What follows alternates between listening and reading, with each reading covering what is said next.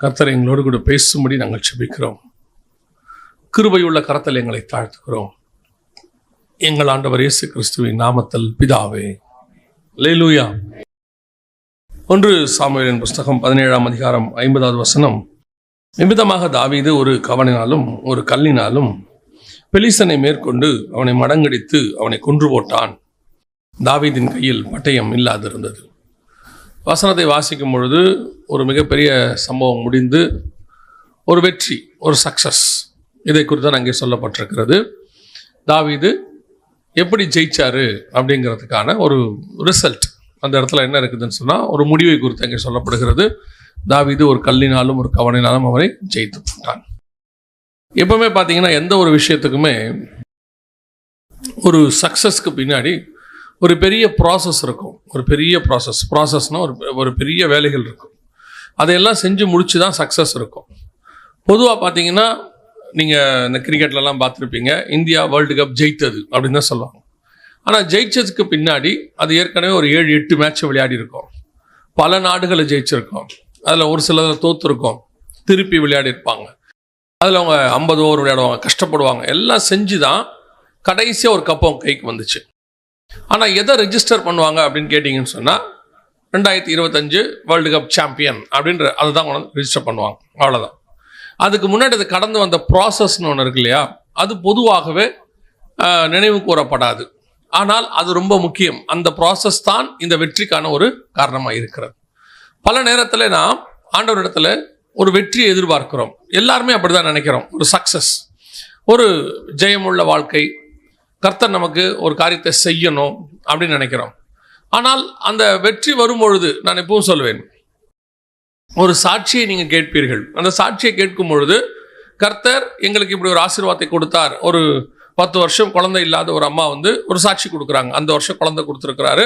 அவங்க குழந்தையோடு கூட சாட்சி சொல்லுவாங்க. 10 வருஷம் எங்களுக்கு குழந்தை இல்லாமல் இருந்தது, கர்த்தர் கிருபையை எங்களுக்கு கொடுத்தாருன்னு ஒரு 10 நிமிஷத்தில் அந்த சாட்சியை சொல்லிடுவாங்க. சில நேரத்தில் 1/2 மணி நேரத்தில் சொல்லுவாங்க. ஆனால் அந்த சாட்சியை அவங்க சொல்கிறதுக்கு முன்னாடி ஒரு 10 வருஷ ப்ராசஸ் இருக்குது. என்ன இருக்குது? ஒரு 10 வருஷத்தினுடைய காலம் இருக்குது. அவங்க கடந்து வந்தது, அவங்க எதை கிராஸ் பண்ணாங்க, எத்தனை ஏளனங்கள், எத்தனை பேருடைய சுடு சொற்கள், எந்த இடத்துல மெடிக்கலி அவங்களுக்கு சொன்ன வார்த்தைகள், எவ்வளோ நெகட்டிவிட்டி, எவ்வளவோ இருக்குது. இதையெல்லாம் தாண்டி அவங்க ஆண்டவர் என்ன செய்ய வச்சாரு, அவங்க எப்படி விசுவாசத்தோடு இருந்தாங்க, அதுக்கப்புறம் ஒரு சக்ஸஸ் கிடச்சிச்சு, அந்த ஒரு சாட்சி. ஆனால் பொதுவாக நம்ம சாட்சியை மட்டும்தான் பார்க்குறோம். இப்போ இந்த வசனத்தில் நம்ம என்ன செய்கிறோம் அப்படின்னு கேட்டிங்கன்னா, ஒரு கல்லினாலும் ஒரு கவனினாலும் தாவீது பெலிஸ்தனை மேற்கொண்டான் அப்படின்னு சொல்லி பார்க்குறோம். ஆனால் இந்த காரியத்தை படிக்கும்போது நிறைய செய்தி நீங்கள் கேட்டிருப்பீங்க. ஒரு ஊழியத்தின் கடந்து வந்த பாதையில் அல்லது ஒரு 18 வயசில் நான் இயேசுவை ஏற்றுக்கொண்ட பிறகு இன்னைக்கு இந்த இடத்துல ஊழியக்காரனாக நிற்க கிருபை தந்தார். இந்த ப்ராசஸ்க்கு ஒரு 34 வருஷம் ஆகிருக்கிறது. இந்த இடத்துக்கு நிற்கிறதுக்கு ஒரு 34 வருஷம் ஆகிருக்குது. இந்த 34 வருஷத்தில் நடந்த எத்தனையோ காரியங்கள், அது மறக்கப்பட்டு போயிருக்கலாம், நினைக்காமல் போயிருக்கலாம், ஏன் நான் கூட மறந்துருக்கலாம். ஆனால் இன்னைக்கு நம்ம பார்க்குறவங்க என்ன சொல்லுவாங்க, இல்லை நானே என்ன சொல்வேன், 33 வருஷத்தில் ஆண்டவர்கிட்ட கொண்டு ஒரு ஊழியக்காரன் நிறுத்தியிருக்கிறார் அப்படிம்பேன். ஆனால் அந்த கடந்து வந்த ப்ராசஸ் இஸ் வெரி இம்பார்ட்டன்ட். அதுதான் இப்போ தாவீது இந்த இடத்துல செஞ்சதை ஒரு சில காரியங்களை தான் நாம் பார்க்க போகிறோம். அந்த ப்ராசஸ் அதுதான் சக்ஸஸுக்கான வழி. சக்ஸஸ் எல்லாருமே சொல்லுவாங்க, எல்லாரும் ஒரு காலத்தில் சொல்லிடுவாங்க, அந்த தம்பி ஜெயிச்சிட்டாரு, நல்ல மார்க் எடுத்துட்டாரு. ஆனால் அந்த நல்ல மார்க் எடுக்கிறதுக்கு அவன் என்ன கஷ்டப்பட்டான்னு ஒரு விஷயம் இருக்கு. அதே மாதிரி தான் ஆண்டவர் ஒரு வாக்கு பண்றாரு, உங்களை கண்டிப்பாக அதை சுதந்திரிக்க பண்ணுவார். கர்த்தர் கொடுத்திருக்கிற வாக்குத்தத்தத்தை என்ன செய்யும், கண்டிப்பாக நடக்கும், அதில் மாற்றுக்கிறதே கிடையாது. ஆனால் அதை கடந்து வருவதற்கு சில ப்ராசஸ் இருக்கு. அதில் இப்போ தாவீது பண்ணதை தான் நாம் இன்னைக்கு பார்க்க போகிறோம். 1 சாமுவேல் புஸ்தகம் 17ஆம் அதிகாரத்தில் இப்போ தாவீது என்கிறவனை குறித்து ஒரு சின்ன விஷயத்தை நீங்கள் முதல்ல புரிஞ்சுக்கணும். என்ன புரிஞ்சுக்கணும்னா, தாவீது என்பவன் ஆக்சிடென்ட் ஆக அந்த இடத்துக்கு ராஜாவாக வருகிறவன் அல்ல. ஏதோ திடீர்னு அந்த இடத்துல என்ன ஆகலாம ராஜாவாகல. 1 சாமுவேலின் புஸ்தகத்தை நீங்க வாசிச்சு பார்த்தீங்கன்னு சொன்னா 13ஆம் அதிகாரம் வாசிங்க. 13ஆம் அதிகாரம் 1வது வசனம் வாசிங்க. சவுல் ராஜ்யபாரம் பண்ணி 1 வருஷம் ஆயிற்று. அவன் இஸ்ரவேலை 2ஆம் வருஷம் அரசாண்ட போது ஒரு சம்பவம் நடந்துச்சு. அப்போ 14வது வசனம், இப்போதோ உம்முடைய ராஜ்யபாரம் நிலை நிற்காது. கர்த்தர் தம்முடைய இருதயத்திற்கு ஏற்ற ஒரு மனுஷனை தமக்கு தேடி அவனை கர்த்தர் தம்முடைய ஜனங்கள் மேல் தலைவனாயிருக்க கட்டளையிட்டார். கர்த்தர் தலைவனாயிருக்க கட்டளை இட்டார். முடிஞ்சிருச்சு, கட்டளை இட்டார், அவ்வளவுதான். ஆண்டவர் செஞ்சிட்டார். சவுல் ராஜ்யபாரம் பண்ணின 2வது வருஷம். உங்களுக்கு தெரியும் நினைக்கிறேன். சவுல் 40 வருஷம் ராஜ்யபாரம் பண்ணார். எத்தனை வருஷம்? 40 வருஷம். தாவீது ராஜாவாகும் போது எத்தனை வயசு? தாவீது ராஜாவாகும் போது 30 வயது உள்ளவனாய் இருந்தான். அப்போ நல்லா கவனிச்சுக்கொள்ளுங்க. சவுல் ராஜ்யபாரம் பண்ணி கிட்டத்தட்ட 8 வருஷம், இந்த சம்பவம் கழிச்சு 8 வருஷம் கழிச்சு தான் தாவீதே பிறக்கிறான். அதுக்கப்புறம் தான் என்ன இருக்கு? தாவீதே பிறக்கிறார். அதுக்கு முன்னாடி தாவீது பிறக்கவே இல்லை, பூமியிலே இல்லை தாவீது. ஆனா இந்த வசனத்துல கர்த்தர் என்ன சொல்றாரு? 13ஆம் அதிகாரத்தை 14ல் கர்த்தர் தம்முடைய இருதயத்துக்கு ஏற்ற ஒரு மனுஷனை தமக்கு தேடி அவனை கர்த்தர் தம்முடைய ஜனத்து மேல் தலைவனாய் இருக்க கட்டளை இட்டார். விட்டுட்டார், இடுவார் இல்ல, இட்டார். முடிஞ்சிருச்சு, ப்ராசஸ் ஓவர். அப்படின்னா என்ன அர்த்தம்? கர்த்தர் தாவீதை 8 வருஷம் கழிச்சு தான் பிறக்க பண்ண போறாரு. இன்னும் தாவீது இல்லை. ஆனால் கர்த்தர் ஏற்கனவே தாவீதை சூஸ் பண்ணிட்டார். தாயின் கருவில் உருவாகும் போது சொல்றோம்ல, இது அதையும் தாண்டி உலக தோற்றத்துக்கு முன்பதாக அப்பயே டிசைட் பண்ணிட்டார். சவுல் ராஜ்யபாரம் பண்ண 2வது வருஷமே டிசைட் பண்ணிட்டாரு. இன்னும் 8 வருஷம் கழிச்சு ஒருத்தன் பிறப்பான், அதுக்கப்புறம் 30 வருஷம் கழிச்சு அவன் ராஜாவான், அவனை தான் நான் ராஜாவை வச்சிருக்கிறேன், எல்லாம் இருக்கு. அப்போ தாவீது கோலியாத்தை வந்து பார்த்து ஜெயிச்சது என்பது ஒரு ஆக்சிடென்ட் ப்ராசஸ் அல்ல, ஏதோ திடீர்னு நடந்த ஒரு சம்பவம் அல்ல. அது ப்ரீ பிளான்டு, காடோடைய பிளான்ல ப்ரீ பிளான்ட். அவன் அங்க வரணும், அவ்வளவுதான். அந்த இடத்துக்கு அவன் வர வேண்டியது கட்டளையா இருக்கிறது. அப்போ தாவீது ஒரு கவனிலும் ஒரு கல்லிலும் ஒரு விஷயத்தை ஜெயிக்கணும் அப்படின்னா ஏற்ற நேரத்துக்கு ஏற்ற இடத்திற்கு கர்த்தர் உங்களை கொண்டு போவார். அந்த இடத்துக்கு ஏன் கொண்டு வராரு, அதுக்கு எதுக்கு கொண்டு வராரு உங்களுக்கு தெரியாது. ஏன் அந்த இடத்துல கொண்டு வந்து உங்களை சேர்க்கிறாரு தெரியாது. என்னை கொண்டு வந்து யூகேல இருந்து இங்க கொண்டாந்தாரு, ஏன் கொண்டு வந்தாரு தெரியாது. அதை விட பெரிய விஷயம், என்னை ஏன் இங்கிருந்து அங்க கூட்டிட்டு போனாரு தெரியாது. அங்க வச்சு தான் நான் ஒப்பு கொடுத்தேன். ஆண்டவருக்கு என்ன அங்க வச்சு தான் ஒப்பு கொடுத்தேன். எந்த ஒப்பு கொடுத்தா? ஊழியத்துக்கு ஒப்பு கொடுத்தேன். ஏன் கொண்டு போனாரு? அது வந்து அற்புதமான இடமா அப்படின்னு கேட்டீங்கன்னா கிடையாது. இருக்கிறதுல இந்த ஒர்ஸ்ட் பிளேஸ், பாவத்தினுடைய உச்சமான இருக்க இடம். அந்த இடத்துக்கு நடுவில் வச்சு தான் கர்த்தர் ஊழியத்துக்கு அழைச்சார். ஏன் அங்க கொண்டு போனாரு? அதுக்கு ஒரு ப்ராசஸ் இருக்கு. இதே மாதிரி தான் உங்களையும் கர்த்தர் சில இடத்துக்கு கொண்டு போய் நிறுத்துவார். ஏன் கொண்டு போய் நிறுத்துறாரு? எதுக்காக நிறுத்துறாரு? பாருங்க, தாவீது ஆடு மேய்க்கிறார், சிங்கம் வருது, கரடி வருது. இதுக்கு நடுவில் அவங்க அப்பா சொல்றாரு, தாவீது ஆடு ஒருத்தங்கிட்ட விட்டு நீ போ அங்கன்றார். இப்ப தாவீது கேட்கிறார். அந்த இடத்துல ஒரு வார்த்தை இருக்கு பாருங்க. தாவீது சொல்ற ரொம்ப அழகான வார்த்தை. 29 வாசிங்க. 1 சாமுவேல் 17:29. அதற்கு தாவீது, நான் இப்பொழுது செய்தது என்ன? நான் வந்ததற்கு முகாந்தரம் இல்லையோ? நான் காரணம் இல்லாம இங்க வந்திருக்கேன்னு நினைக்கிறீங்களா? எனக்கு ஒரு ரீசன் இருக்கு. அவன் சொல்ற வார்த்தை, ஐ ஹேட் a ரீசன். கர்த்தர் ஏன் உன்னை ஒரு இடத்துல கொண்டு வந்து வச்சிருக்கிறார்? கர்த்தர் ஏன் உன்னை ஒரு இடத்துல அபிஷேகம் பண்ணுகிறார்? கர்த்தர் எதற்காக உங்களுக்கு ஒரு பொறுப்பை கொடுக்கிறார்? உங்களுக்கு ஒருவேளை ஏன் அங்க வச்சிருக்கிறாருன்னு இப்ப தெரியாது. தாவீதுக்கு அந்த இடத்துல ஏன் வந்து நிக்கிறாருன்னு தாவீதுக்கு தெரியாது. ஆனா ஒண்ணு தெரியும், ஏதோ ஒரு முகாந்தரம் இருக்கிறது, ஃபார் a ரீசன். அப்ப ஆண்டவர் நம்மளை எந்த ஒரு விஷயத்துல நிறுத்துறதுக்கு பின்னாடி கர்த்தருக்கு என்ன இருக்குது? ஒரு திட்டம் இருக்கிறது. அவரே கொண்டு வருவார், அந்த ப்ராசஸ் அவர் செய்வார். அந்த ப்ராசஸ் ஏன்னா நீ ராஜாவா வேண்டிய இடம் அதுதான். அங்கதான் உன்னுடைய காரியம் ஆரம்பிக்க போகுது. அந்த இடத்துல ஆரம்பிக்கிறதுக்கும் இயேசு கிறிஸ்து வர்றதுக்கும் நிறைய தொடர்பு இருக்குது. தாவீதுக்கும் இயேசுக்கும் என்ன இருக்கு? நிறைய தொடர்பு இருக்குது. அந்த தொடர்போட முதல் பகுதி என்ன? அவன் கோலியாத்தை மீட் பண்ணணும். கோலியாத்தை மீட் பண்றது இயேசு பிசாசை மீட் பண்ணணும். 30 வருஷம் கழிச்சு பிசாச அந்த யோர்தான் ஆற்றங்கரையிலிருந்து மீட் பண்ணணும். இங்க நீங்க நல்லா கவனிச்சு பாத்தீங்கன்னா ஆற்றங்கரையிலிருந்து ஆற்றிலிருந்து கல்லை எடுத்துக்கிட்டு தாவீது வருவார் இவனை பார்க்க. கரெக்டா அதே யோர்தான் கரையிலிருந்து கல் எடுத்து கல்லாக இயேசு கிறிஸ்து கல் வெளியே வருவார். கரெக்டா பாத்தீங்கன்னா 40 நாள் இவன் கோலியாத் வந்து போவான். 40 நாள் இயேசு கிறிஸ்து காட்டு மிருகத்தோடு சஞ்சரித்தார். மார்க் 1:13. காட்டு மிருகம் யாரு? பாம்பு. ஆதியாகமம் 3:1. பாம்போடு கூட அந்த காட்டு மிருகத்துக்கு பேர் தான் பாம்பு. இவன் 40 நாள் வந்து போவா. 40 நாள் முடியும் போது பிசாசு வந்து நிற்பான். இங்க தாவீது கல் எடுத்து அவன் தலையில அடிப்பான். இந்த இடத்துல முதல் தரையாக பிசாசு தோப்பான். எல்லாம் பாத்தீங்கன்னா ஒரு கரெக்ட் கனெக்ஷன் இருக்கும். இந்த ப்ராசஸினுடைய ஒரு பகுதியாக தான் தாவீது வந்து நிக்கிறான் அந்த இடத்துல. சோ உங்களையும் கர்த்தர் ஒரு பெரிய விஷயத்துக்கு முன்குறிக்கும் பொழுது ஆரம்பத்துல ஒரு இடத்துக்கு கொண்டு போய், நான் எப்பவும் சொல்லுவேன், ஒரு ஊழியத்தின் பாதையா இருக்கட்டும், ஆவிக்குரிய வாழ்க்கையா இருக்கட்டும், the placement is very important. கர்த்தர் உங்களை எங்க வைக்கிறாருங்கிறதா ரொம்ப முக்கியம். அழைப்பு என்பது வெரி இம்பார்ட்டன்ட். அடுத்து எங்க வைக்கிறாருங்கிறது ரொம்ப இம்பார்ட்டன்ட். இப்போ ஆபிரகாமுக்கு அழைப்பு இருக்கிறது, ஆனால் நான் காண்பிக்கும் தேசத்துக்கு போ. கர்த்தர் குறித்த இடத்துல கொண்டு போய் ஈசாக்கை என்ன கொடு? பலி கொடு. சீஷர்ல பார்த்து 28ஆம் அதிகாரம் மத்தேயுல சொல்வாரு, மலையிலே குறித்த மலையில கொண்டு வந்து அவங்களை வர சொல்லு. The particular place. நீங்கள் போய் பரிசுத்தாவி உங்களிடத்தில் வருகிற வரைக்கும் எங்கே தங்கியிருங்கள்? எருசலேமில் தங்கியிருங்கள். The place. ஒரு அழைப்பும் ஒரு இடமும் ஊழியத்தின் பாதையில உங்களுக்கு சொல்லப்பட்ட வாக்குத்தத்தத்துல ரொம்ப இம்பார்ட்டன்ட். அதை ரெண்டையும் கன்ஃபார்ம் பண்ணணும். எப்ப யாரு எங்கிட்ட ஊழியத்தின் பாதையில அல்லது அழைப்பு நாங்க வரேன்னு சொல்லி ஜோம் பண்ண சொன்னாலும் நான் சொல்றது 2 காரியத்தை கன்ஃபார்ம் பண்ணுங்க. ஒன்று, உங்களுடைய ஊழியம் அது என்ன. 2, எங்கே பண்ண சொல்லுகிறார், அதான் இம்பார்ட்டன்ட். நீங்க அழைப்பு வைத்திருவீங்க, ராங் பிளேஸுக்கு போயிடுவீங்க. ராங் பிளேஸுக்கு போயிட்டீங்கன்னா உங்க அழைப்பினுடையதான கர்த்தர் சொன்ன விஷயம் நடக்காது. ஏன்னா உங்களை அவர் கானான்ல வச்சுதான் உங்க மேல திட்டம் இருக்குதுன்னா நீங்க பாபிலோன்ல போய் இல்ல எகிப்துல போய் உட்காந்தா அந்த திட்டம் நிறைவேறாது. சோ இந்த 2 காரியம் ரொம்ப இம்பார்ட்டன்ட். இப்ப தாவீது அந்த இடத்துக்கு வரார், இந்த பர்டிகுலர் பிளேஸ், குறிப்பாக கோலியாத்தை வீழ்த்துகிற இடத்துக்கு அவர் வரார். அவர் வருகிற வரைக்கும் கோலியாத் இருப்பான்னு அவருக்கு தெரியாது. அவரு சகோதரர்களுக்கு என்ன கொண்டு வராரு, அங்க கொண்டு பால் கட்டியும் அப்பத்தையும் பயிற்றையும் கொண்டு வராரு. அவர் வேலை என்ன, அவங்களுக்கு உதவி செய்யறது, அவங்களுக்கு சாப்பாடு கொண்டு கொடுக்கறது. அவங்களை கர்த்தர் அவங்களுக்கு அவர் சொல்றாரு, போய் சுக செய்தியை விசாரிச்சுட்டு வா. அவங்க அப்பா சொல்லி அனுப்புறாரு, எப்படி நல்லா இருக்காங்களா போய் பார்த்துட்டு வா. அவன் வேலை என்ன, சகோதரர்களை பார்த்துக் கொள்வது, அவங்கள போய் விசாரிப்பது. ஜஸ்ட் ஒரு மெசேஞ்சர், ஒரு சின்ன வேலை, அவ்வளவுதான். ஆனால் நடக்கிற சம்பவம் என்ன, நீ அங்கேதான் ராஜாவாக வேண்டி இருக்கிறது, அங்கேதான் கர்த்தருடைய உருவாக்க வேண்டி இருக்கிறது. நாம பல நேரத்தில் நினைச்சுக்கிட்டே இருப்போம், என்ன ஏன் ஆண்டவர் இங்க வச்சிருக்கிறாரு, என்ன எதுக்கு ஆண்டவர் இங்க கொண்டு போக சொல்றாரு. நான் அந்த இடத்துல போய் சில நேரங்கள்ல உங்களை வைக்கிற இடத்துல நீங்கள் அவமானப்பட வேண்டி இருக்கும். அது அதை விட முக்கியம்.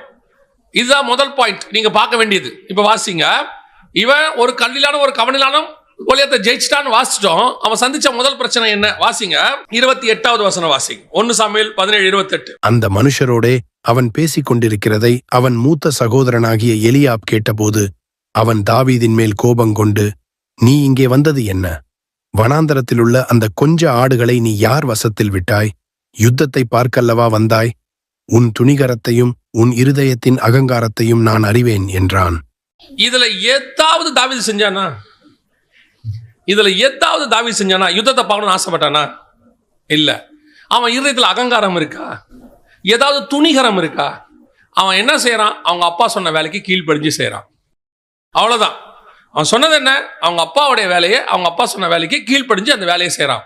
ஆனா அண்ணனுக்கு எப்படி இருக்குது, எதிர்க்கிறவன் யார் தெரியுமா? இப்ப பெலிஸ்தியன் கிடையாது. ஒரு கல்லினாலும் ஒரு கவனினாலும் பெலிஸ்தியனை ஜெயிக்கிறதுக்கு முன்னாடி தாவீது ஃபேஸ் பண்ண ஃபர்ஸ்ட் ப்ராப்ளம் என்ன தெரியுமா? தன் சொந்த சகோதரர்களால் அவன் எதிர்க்கப்படுகிறான். கூட இருக்கிறவனே அகைன்ஸ்டா மாறுறான். அதுவும் யாரு, கூட பிறந்தவன். அவன் கேட்கிறான், உனக்கு இங்கடா வேலை, எவ்வளவு துணிகரங்கிறான். ஏன்னா அவன் ராணுவ வீரன். யாரு அவன்? Higher official. அவர் அங்க ராணுவத்தில் இருக்கிறாரு. அவர் கேட்கிறாரு, நீ எங்க இங்க வந்த? நாங்க தான் ராணுவத்தில் சண்டை போடுறவங்க, நீ ஆடு மேய்க்கிறவன், உனக்கு இங்க என்ன வேலை? என்ன துணிகரம் உனக்கு இருக்கும்? நாங்கெல்லாம் ஒரு ட்ரெயின்டு ராணுவ வீரர்கள், நாங்க இங்க யுத்தம் பண்ணிட்டு இருக்கிறோம், உனக்கு என்ன தகுதி இருக்கு? அவன் கேட்கறதான், ஆடை எங்க விட்ட, நீ ஏன் இங்க நிக்கிற? இதுதான் உங்கள் வாழ்க்கையில் நீங்கள் ஜெயிக்க வேண்டிய முதல் பகுதி. இதான் நீங்க ஜெயிக்கணும். முதல்ல உங்களை டிஸ்கரேஜ் பண்ற வேற எங்கேயுமே இருக்க மாட்டான், உன் கூடவே தான் இருப்பான், உன் கூடவே தான் இருப்பான். உனக்கு என்ன வேலை, உன்னால முடியாது, உனக்கு இருக்கிற தகுதி இதெல்லாம் தேவையா, நீ ஏன் இந்த மாதிரி காரியத்தெல்லாம் செய்யற சொல்லிட்டே இருப்பான். ஆண்டவர் சொல்றாரு, நான் உன்னை அபிஷேகம் பண்ணிருக்கிறேன். எப்படி இருக்கு பாருங்க, கர்த்தர் அவனை ராஜாவாக பார்க்கிறாரு, இவன் அவனை கோவக்கார அகங்காரக்காரனை பார்க்கிறான். இத்தனைக்கும் தாவீது எதுவுமே செய்யல, அவன் அழைப்பை பெற்று அந்த இடத்துக்கு நிக்கிறான், அவ்வளவுதான். கர்த்தர் சொல்லி இருக்கிறாரு, முகாந்தரம் இருக்கு, அவன் வராங்க, அவ்வளவுதான். அது காட்ஸ் பிளான், ஹெவன்லி பிளான். ஆனா ஹெவன்லி பிளான் நடந்துகிட்டு இருக்குது. கூட பிறந்தவன் கேட்கிறான், உனக்கு எவ்வளவு திமிர் இருக்கும். சில நேரங்களில் இதுதான் நாம் சந்திக்கிற ஃபர்ஸ்ட். ஊழியத்தின் பாதையில் நான் வந்தபோது நான் சந்தித்த முதல் பிரச்சனை புறஜாதியார் இடத்துல இருந்து அல்ல. நான் சந்தித்த முதல் பிரச்சனை என்னை அறியாதவர்கள் எதுவும் சொல்லவே இல்லை. நான் சந்தித்த முதல் பிரச்சனை என் கூட இருந்த பக்கத்தில் இருந்தவங்க தான், எனக்கு நெருக்கமானவங்க, வேண்டப்பட்டவங்க. அவ்வளவு டிஸ்கரேஜ். பல நேரங்களில் உங்களை டிஸ்கரேஜ் பண்றவங்க வேற எங்கேயுமே இருக்க மாட்டாங்க, கூடவே தான் இருப்பாங்க. உங்ககிட்ட நிறைய திறமைகள் இருக்கும், உங்ககிட்ட சில காரியங்கள் இருக்கும், அதை யூஸ் பண்ணவே விட மாட்டான். நம்மளை சொல்லிட்டே இருப்பான், நீ எதுக்குமே லாய்க்கு இல்லை, நீ உருப்பட என்னத்துக்கு இப்போ உன்னை யார் என்ன அப்படிம்பான். ஆனா பரலோகம் உன்னைத்தான் ராஜாவாய் பார்க்கிறது.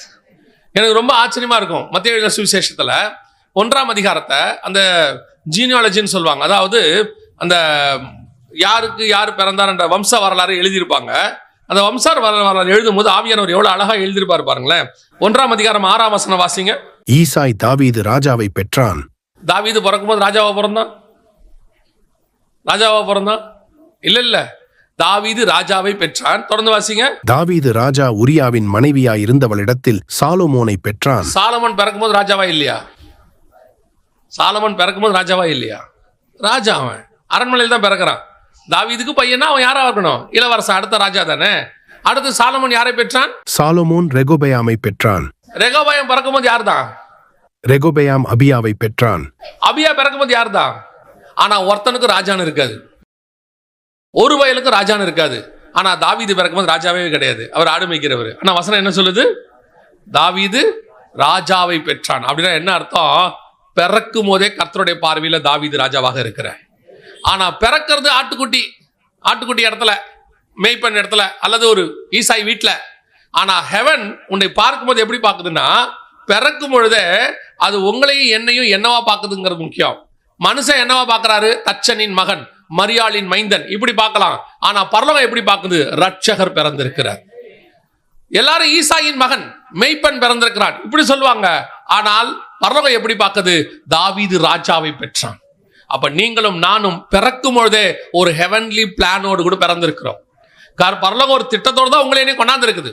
அப்படி கொண்டு வந்த அந்த பரலோகம் அந்த திட்டத்துக்குள்ளே நடத்தும் பொழுது உன்னை அந்த திட்டத்தை சுதந்திரிக்க விடாம முதல்ல பண்ற டிஸ்கரேஜ் எங்க இருக்கும் தெரியுமா? உன் வீட்டுக்குள்ளே எழும்போம். உன் கூட இருக்கிறவங்களே சொல்லுவாங்க, அதெல்லாம் நீ சும்மா நீ சொல்லாத, உன்னாலலாம் முடியும், எவ்வளோ பேரு என்னென்ன பண்ணிட்டு இருக்காங்க, இதுல நீ போய் என்ன பண்ண போற அப்படின்னு கேட்பாங்க. ஆண்டவர் சொல்வாரு, யூதேயா பட்டணத்தில் உள்ள பெத்லகேமே, நீ ஆயிரங்களில் சிறியதாயிருந்தாலும் தேசத்தை ஆளுகிற பிரபு உன்னிடத்திலிருந்து புறப்படுவார். நீ எல்லாருக்கும் முன்னாடி சின்னதா இருந்தாலும் குறைவா இருந்தாலும், இந்த தாவீதை பாருங்களேன். தாவீதை பார்க்கும் பொழுது சாமுவேல் எப்படி தாவீதை பார்க்கிறாரு பாருங்களேன். சாமுவேல் தாவீதை போய் அபிஷேகம் பண்ணுவாரு. இங்க இருக்கு பாருங்க. ஆண்டவர் கேட்பாரு, எந்த மட்டும் நீ தாவீதுக்கு சாமுவேலுக்காக என்ன பண்ணுவ? துக்கித்து கொண்டிருப்ப அப்படின்னு சொல்லிட்டு கர்த்தர் என்ன சொல்றாரு? நீ போய் என்ன செய்யி, ஈசாயின் குமாரனை போய் என்ன செய்யி, அபிஷேகம் பண்ணு அப்படின்னு சொல்வார். அப்போ சொல்லும் பொழுது சாமுவேல் போய் என்ன செய்வாரு? தாவீதை அபிஷேகம் பண்றதுக்கு போவார். அப்போ 16ஆம் அதிகாரத்துல, 1 சாமுவேல் புத்தகம் 16ஆம் அதிகாரத்துல 6வது வசனம் வாசிங்க. அவர்கள் வந்தபோது அவன் எலியாபை பார்த்தவுடனே, கர்த்தரால் அபிஷேகம் பண்ணப்படுபவன் இவன்தானாக்கும் என்றான். கர்த்தர் சாமுவேலை நோக்கி, நீ இவனுடைய முகத்தையும் இவனுடைய சரீர வளர்ச்சியையும் பார்க்க வேண்டாம். நான் இவனை புறக்கணித்தேன். மனுஷன் பார்க்கிறபடி நான் பாரேன். சும்மா பார்த்தா எப்படி இருக்கான் பையன்? ராஜா மாதிரி இருக்கான். பார்த்தா எப்படி இருக்கான்? சும்மா ராஜா மாதிரி இருக்கான். எலியாபு பார்த்த உடனே சாமுவேல் டிசைட் பண்ணிட்டாரு, ஓ இவன் தான்யா, ஆண்டவர் சூஸ் பண்ணது இவன் தான்யா, சூப்பர்யா அப்படின்ட்டான். ஆனா அடுத்து என்ன நடக்குது பாருங்க. 12வது வசனம் வாசிங்க. ஆள் அனுப்பி அவனை அழைப்பித்தான். அவன் சிவந்த மேனியும் அழகிய கண்களும் நல்ல ரூபமும் உள்ளவனாயிருந்தான். அப்பொழுது கர்த்தர், இவன்தான், நீ எழுந்து இவனை அபிஷேகம் பண்ணு என்றார். அப்படின்னு என்ன அர்த்தம்? அவனை பார்க்குற வரைக்கும் உட்காந்தே இருக்கிறாரு. யார்? இவனா? சின்ன பையலா இருக்கானடா, அழகா இருக்கான், எல்லாம் சரி. இவன் மேலேயா இவ்வளவு பெரிய அபிஷேகம்? சவுல் ஆளு சமஸ்த இஸ்ரவேல்ல அவன மாதிரி உயரமானவன் ஒருத்தனும் இல்லை. இவன் சரி, எலியாப சொன்னா கூட பரவாயில்ல, ஆளு ஸ்டவுட்டா இருக்கான், ராணுவ வீரன், பார்க்கறதுக்கு கரெக்ட், மினிஸ்ட்ரிக்கு சூப்பரா இருக்கான். சரி, இப்போ யாருமே இல்லை. இன்னொரு விஷயம் யோசித்து பாருங்க. 7 பேர் மொத்தம் கூட்டம் இருந்தாச்சு, எவனுமே இல்லைன்ட்டார் ஆண்டவர். இவன் கேட்கறான், வேற எவனாவது இருக்கானா? இன்னும் ஒருத்தன் தான் இருக்கான்றான் ஈசாய். அப்போ அண்டர்ஸ்டுட் தானே அது? 8 பேர் 7 பேர் இல்லைன்ட்டாரு. அப்போ கண்டிப்பா யாரு? அந்த ஒருத்தன் தானே கணக்கு. அப்ப நமக்கே தெரியும் இல்ல, அப்ப இவன் தான். ஆண்டவர் என்ன பண்ணிட்டாரு? 7 பேர் ரிஜெக்ட் பண்ணிட்டா 8வது இவன் தானே. ஆனா இவன் வந்தா சாமுவேலுக்கு எப்படி இருக்கு? யோசிச்சுக்கிட்டு இருக்கா, இவன் தானா? கர்த்தர் சொல்றாரு, நீ எழுந்து. உட்காந்தே இருக்கான், எழுந்துடுறா, எஞ்சி போய் அவனை அபிஷேகம் பண்ணு. ஆண்டவரே, இவனா? நீ முகத்தை பார்க்கிறாய், நான் இருதயத்தை பார்க்கிறேன். அதுதான் காட் உன்னை அழைச்ச விதம். உன்னை உலகத்தில் இருக்கிற அத்தனை பேரும் டிஸ்கரேஜ் பண்ணுவான். எதுக்கும் உதவாத, லாய்க்கு இல்லாத. எனக்கு அது என்னன்னு நான் யோசிச்சு பார்க்குறேன். நான் யாரையும் குறை சொல்றேன்னு நினச்சிக்காதீங்க. எவ்வளவு படித்தவர்களை எடுத்து கர்த்தர் பயன்படுத்தி இருக்கிறாரோ அவ்வளவு படிக்காதவர்களையும் எடுத்து பயன்படுத்தி இருக்கிறார். எவ்வளவு திறமை உள்ளவர்களை கர்த்தர் பயன்படுத்தி இருக்கிறாரோ அவ்வளவு திறமை இல்லாதவர்களையும் கர்த்தர் பயன்படுத்தி இருக்கிறார். அது கர்த்தருடைய திட்டம். ஒரு பக்கம் லூக்கா, ஒரு பக்கம் மத்தேயு டாக்ஸ் கலெக்டர், எல்லாம் பயங்கரமான ஆளு. இந்த பக்கம் படிப்பறிவு இல்லாத பேதுரு, ஒரு பக்கம் யோவான், இவங்க ஒரு குரூப். இது ரெண்டும் சேர்ந்து ஒரு அப்போஸ்தலர் கூட்டம். நான் ரொம்ப யோசிச்ச ஒரு விஷயம் என்னன்னா, தானியேல் புஸ்தகமா வெளிப்படுத்தின விசேஷ புஸ்தகத்தையும் பாருங்க. இந்த ரெண்டும் சேர்ந்து தான் நீங்க படிக்க முடியும். இது ரெண்டையும் தனித்தனியா வச்சா படிக்க முடியாது. ரெண்டு ட்வின் புக்ஸ்னா ரெட்டை புஸ்தகம். ரெண்டுத்தையும் ஒன்னா சேர்த்து படிச்சா தான் அந்த மொத்த சத்தியமும் உங்களுக்கு வெளியே வரும். ஆனா தானியேலை குறித்து சொல்லும் போது 1ஆம் அதிகாரம் சொல்லுது. தானியேல் 1ஆம் அதிகாரத்துல கல்வியில் நிபுணன் இருக்கு. அவனுக்கு எப்படி இருக்குது? பயங்கரமான ஆளு, கிராஜுவேட், இன்டெலக்சுவல் அப்படின்னு அர்த்தம். பயங்கரமான அறிவாளி. யாரு? தானியேல். அதோட அடுத்த பகுதி யாருக்கிட்ட கொடுக்கிறாரு? யோவான் கிட்ட கொடுக்கிறாரு. யோவானை குறித்து அப்போஸ்தலர் நடவடிக்கைகள் சொல்லுகிறது படிப்பறிவு இல்லாதவர் என்றும் பேதமை உள்ளவர் என்றும். ஒரு பகுதியை படிச்சவங்கிட்ட கொடுத்துட்டு ஒரு பகுதியை படிக்காதவங்கிட்ட கொடுத்துட்டாரு. என்ன ஆண்டவரே, இதோட இன்னொரு பகுதி இவனை மாதிரியா படிச்சவங்கிட்ட தானே கொடுக்கணும். ஆண்டவர் சொல்றாரு, நீ முகத்தை பார்க்கிறாய், நான் இருதயத்தை பார்க்கிறேன். நான் வெளிப்பாடு கொடுப்பதற்கு தேவை கல்வி நிபுணத்துவம் அல்ல, வெளிப்பாடு கொடுப்பதற்கு தேவை அவனுக்கும் எனக்கும் உள்ளதான உறவு. தானியேலுக்கு இருந்த உறவும் யோவானுக்கு இருந்த உறவும் ஒரே உறவு, கர்த்தரோட. இவன் அங்க காத்திருப்பான் தேவ சமூகத்துல, அவன் மார்பிள சாஞ்சிருப்பான். ரெண்டு பேர்ட்டையும் ஒப்பு கொடுக்குற, அவ்வளவுதான். இதுல நீ என்ன படிச்சிருக்க, எப்படி வளர்ந்திருக்க, இவன் பின்னாடி என்ன, பேக்ரவுண்ட் என்ன, நீ யாருடைய பையன், நீ இன்னாருடைய பேரன், அதெல்லாம் தேவையே இல்லை. இங்க அதெல்லாம் தேவையே இல்லை. உன் மேல கர்த்தருடைய அழைப்பு இருக்குதா? உன்னை உலகம், குறிப்பாக கூட இருக்கிறவர்கள் உன்னை எவ்வளவுதான் உன்னை டிஸ்கரேஜ் பண்ணாலும் கவலைப்படாம ஓடிக்கிட்டே இரு. காரணம், நீ கர்த்தரால் அபிஷேகம் பண்ணப்பட்டவன், கர்த்தரால் அழைக்கப்பட்டவன். நீ மிகப்பெரியதான ஒரு தரிசனத்தோடு கூட உட்கார்ந்து இருக்கிறவன். உன்னை தடுத்து நிறுத்த யாராலையும் முடியாது. ஆனா அவன் செய்யற ஒரு வேலை என்ன தெரியுமா? உன்னால முடியாது, இது பார்த்துக்க, உனக்கெல்லாம் எவ்வளவு திமிரு அப்படிம்பா. இது முதலாவது உனக்கு நடக்கக்கூடியது. இரண்டாவது, 1 சாமுவேல் புஸ்தகம் 17ஆம் அதிகாரம் 33வது வசனவாசி. அப்பொழுது சவுல் தாவீதை நோக்கி, நீ இந்த பெலிஸ்தனோடே எதிர்த்து யுத்தம் பண்ண உன்னால் ஆகாது, நீ இளைஞன், அவனோ தன் சிறு வயது முதல் யுத்த வீரன் என்றான். இப்போ உன் பிரச்சனை, உன்னை டிஸ்கரேஜ் பண்ணி பார்த்தாங்க. என்ன பண்ணாங்க? டிஸ்கரேஜ். உனக்கு திமிரு, உனக்கு கொழுப்பு, உனக்கு தேவையா இதெல்லாம் அப்படின்னு சொல்லுவாங்க. இப்போ அதில் நீங்கள் தாண்டிடுவீங்க. ஒரு இடத்துல நம்ம இல்லை, நம்மகிட்ட இருக்க இன்னொரு பெரிய ப்ளஸ் பாயிண்ட், ஆவியானவர் இருக்க நம்மகிட்ட. ஆவியானவர் வச்சிருக்க ஒரு பெரிய கிஃப்ட் என்ன தெரியுமா? எவ்வளோ நம்ம டிஸ்கரேஜ் பண்ணுறாங்களோ அவ்வளவு ஆவியானவர் நம்மை பலப்படுத்திக்கிட்டே வருவார். நீ பயப்படாத, நீ பயப்படாத, நான் கூட இருக்கிறேன், உன்னால முடியும். பாருங்க, மிகப்பெரிய யுத்த வீரன் யோசுவா, மிகப்பெரிய யுத்த வீரன், 40 வருஷம் மோசே கூட இருந்திருக்கிறார். ஸோ எல்லா எக்ஸ்பீரியன்ஸ் இருக்கு, 40 years எக்ஸ்பீரியன்ஸ் பிளஸ் நல்ல ஒரு யுத்த வீரன். ஆனால் நீங்கள் 1ஆம் அதிகாரம் யோசுவா புஸ்தகத்தை போய் பாருங்க. யோசுவா கிட்ட இருந்த ஒரே பிரச்சனை பயம். திருப்பி திருப்பி சொல்வாரு, பயப்படாதே, நான் மோசையோடு கூட இருந்தது போலவே உன்னோடு கூட இருப்பேன். அவ்வளவு பயம். காரணம் என்ன? எனக்கு என்ன தகுதி இருக்குதுங்கிறதுலாம் ரெண்டாவது, என்கிட்ட கொடுத்த பொறுப்பு பெருசு. ஆட்டோமேட்டிக்கா நமக்கு என்ன வரும்? ஒரு பயம் வரும், ஒரு டிஸ்கரேஜ். இது வேற விதம். இது என்ன பண்ணுவான் தெரியுமா? ஏம்பா, உன்னால முடியும்னு நினைக்கிற, சரி ஓகே, வந்துட்ட, பார்த்து பண்ணு, இது ரொம்ப பெரிய ஊழியம், இதை எப்படி பண்ணுவ, இதை யார் யாரெல்லாம் பண்ணிருக்கா தெரியுமா, அந்த இடத்துல நீ வந்திருக்கிறிய, உன்னால நடக்குமா அப்படிங்கப்பா. ஆண்டவர் சொல்வாரு, நீங்க எதிரில் இருக்கிற கோலியாத்தோடைய பலனை மட்டும்தான் பார்க்குறாங்க இவங்க எல்லாரும். ஏன்னா இவங்களுக்கு கோலியாத்தை பார்த்து ஏற்கனவே ஒரு பயம் வந்துருச்சு. என்ன வந்துருச்சு? ஆள் எப்படி இருக்கிறான்? ஆள் பயங்கர உயரமா இருக்கான், அவன் ஈட்டி தாங்கி கையில் வச்சிருக்கான், அவன் வச்சிருக்கிற கேட எல்லாத்தையும் வெயிட் போட்டிருக்கிறாங்க, பார்த்து ஆள் அப்படி வந்து ஸ்டவுட்டா நிற்கிறான். இப்போ என்னது? முதல்ல என்ன பார்த்து டிஸ்கரேஜ் பண்றது நடந்துச்சு நம்மள. ரெண்டாவது, இப்போ எதிரியோடைய பலத்தை பத்தி பேசுறான். என்ன சொல்றான்? எதிரியோடைய பலம், அவனை ஏற்று பண்ண முடியுமா? உன்னால இந்த மினிஸ்ட்ரியை செய்ய முடியுமா? இல்லை இந்த ஆவிக்குரிய காரியத்தை செய்ய முடியுமா? ஏன் உங்களை பிஸ்னஸாக கூட இருக்கட்டும், ஏதோ ஒன்று இருக்கட்டும், முடியுமா? அது எவ்வளோ பெரிய விஷயம் தெரியுமா? சில நேரத்தில் சொல்லுவாங்க, அவ்வளோ பெரிய ஆளுங்களே செஞ்சு கீழே விழுந்துட்டாங்க, அவங்களாலேயே பண்ண முடியல, உன்னால எப்படி பண்ண முடியும்? எத்தனையோ பேர் ட்ரை பண்ணாங்க, அவங்களால நடக்கல, நீ எப்படிப்பா அவனை போய் அப்படிம்பாங்க. தாவீது இருந்த ஒரே ப்ளஸ் பாயிண்ட் என்ன தெரியுமா? தாவீது, நான் இளைஞன், நான் சின்ன பையன், அதை அவன் பார்க்கல. ரெண்டாவது, தாவீது அவன் பெரிய யுத்த வீரன், சிறு வயது முதல் கொண்டு யுத்த வீரன், ஆள் பார்க்க ஹைட்டு வெயிட்டுமா இருக்கிறான், அதையும் அவன் பார்க்கல. ஆனா அவன் சொன்னது என்ன தெரியுமா? 47வது வசனவாசி. கர்த்தர் பட்டயத்தினாலும் ஈட்டியினாலும் ரட்சிக்கிறவர் அல்ல என்று இந்த ஜனக்கூட்டமெல்லாம் அறிந்து கொள்ளும். யுத்தம் கர்த்தருடையது, அவர் உங்களை எங்கள் கையில் ஒப்புக் கொடுப்பார் என்றான். தான் தாவீது. தாவீது இருந்த பிளஸ் பாயிண்ட் என்ன தெரியுமா? அவங்கிட்ட இருந்தான பலகீனத்தை அவன் பார்க்கல, எதிரிகிட்ட இருந்த பலத்தையும் அவன் பார்க்கல. அவனுக்கு இருந்த பலன் என்ன தெரியுமா? நான் பலவீனமானவன் தான், நீங்க சொல்ற மாதிரியே நான் சின்ன பையன் தான், எனக்கு யுத்தம் பண்றதுக்கு எந்த விதமான தகுதியும் இல்லை. நாம நினைச்சுக்கலாம் ஊழியம் பண்றதுக்கு என்கிட்ட என்ன இல்லை, எந்த தகுதியும் இல்லை.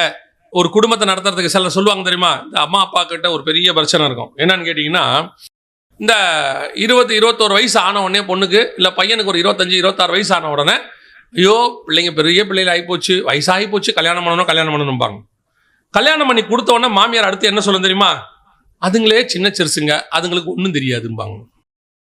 அந்த அம்மா என்ன பண்ணும், மொத்தத்தையும் டேக் ஓவர் பண்ணும். ஏதாவது அந்த மருமக முடிவெடுக்க வந்துச்சுன்னா உடனே சொல்லுவாங்க, இவளுக்கு என்ன தெரியும், நாங்க குடும்ப பெற்று பிள்ளைகளை பத்து பேர பிள்ளைகள் வரைக்கும் பார்த்துக்கிட்டு இருக்கோம், பெரியவங்களுக்கு எங்களுக்கு தெரியாதது உனக்கு தெரிஞ்சிருமா அப்படின்னு ஒரு கேள்வி கேட்பாங்க. ஆனா அவங்களே தான் சொன்னாங்க, பிள்ளைக்கு வயசாகி போச்சு, சீக்கிரம் கல்யாணம் பண்ணணும்னு சொல்லுவாங்க. இது ரொம்ப சின்னஞ்சிருச்சுங்க, நம்ம தான் பார்த்துக்கணும், நீங்க பார்த்துக்காதீங்க, விட்டுருங்க. திரும்பி சொல்றேன், நீங்க யாருமே என்ன செய்யாதீங்க, அவங்க 2 பேரை விட்டுருங்க. அது கீழே உழட்டும், எழுந்திரிக்கட்டும். சைக்கிள் ஓட்டணும்னா கீழே விழுந்து முட்டி தேஞ்சா தான் நல்லது. சில ஆட்கள் சைக்கிள் ஓட்ட விட மாட்டான், பிடிச்சிக்கிட்டே இருப்பான் பின்னாடி. இப்படி வளைக்காத அப்படி வளைக்காதன்பா, கடைசி வரைக்கும் திரும்பி பார்த்துக்கிட்டே தான் ஓட்டுவான். பார்த்துருக்கீங்களா? அவனுக்கு அந்த ஆள் இல்லைன்னு அவனுக்கு பயம் வந்துடும், பொத்துன்னு கீழே விழுந்துருவான். சில நேரத்தில் சில காரியங்களை என்ன செஞ்சிடணும், விடணும். இப்ப தாவீதுகிட்ட அப்படிதான் இருக்கு. போகாத, உன்னால எப்படி முடியும், அதெல்லாம் பார்த்தா அவன் சொல்றான், அந்த பாரு என்கிட்ட நான் சின்ன பையன், எனக்கு மாற்றுக்கிறதே கிடையாது, நான் என்னது ரொம்ப சின்ன பையன், அதனால என்னால் ஜெயிக்க முடியாது. நீங்க சொல்றது உண்மையா இருக்கட்டும். 2வது, கோலியாத்து பெரிய ஆளு, அதுவும் இருக்கட்டும். அவன் சிறு வயது யுத்த வீரன், இல்லைன்னு சொல்லல, அதெல்லாம் ஃபேக்ட், பிராக்டிக்கல், ஆள் அப்படிதான் இருக்கான். ஆனா ஒன்னு சொல்லட்டுமா அப்படிங்கிறான், என்ன, நான் ஏன் குறையும் பார்க்கல, நான் அவன் பலத்தையும் பார்க்கல, ஆனா என்ன ஒருத்தர் அனுப்புறார் தெரியுமா, அவர் என்னிலும் பெரியவராய் இருக்கிறார், அவனிலும் பெரியவராய் இருக்கிறார், என்னில் இருக்கிறவர் உலகத்தில் இருக்கிறவனிலும் பெரியவர். அனுப்புகிறவர் நான் அல்லவா, உன்னை அனுப்புகிறவர் நான் அல்லவா, நீ உன் பலத்தை நம்பி போகாத. சில நேரங்கள்ல எனக்கு நிறைய விஷயங்கள் பைபிள்ல தெரியாது, இன்னும் தெரியாது. அந்த நேரங்கள் எல்லாம் கர்த்தர் தான் உதவி செய்வார். எப்படி இந்த தாட் வருதுன்னு தெரியாது, அது எனக்கும் புதுசாக தான் இருக்கும். நின்று கேட்டிருக்கும் போது வரும். ஒன்று மட்டும் நிச்சயம், நான் அல்ல, என்னை அனுப்புகிறவர் பெரியவர்.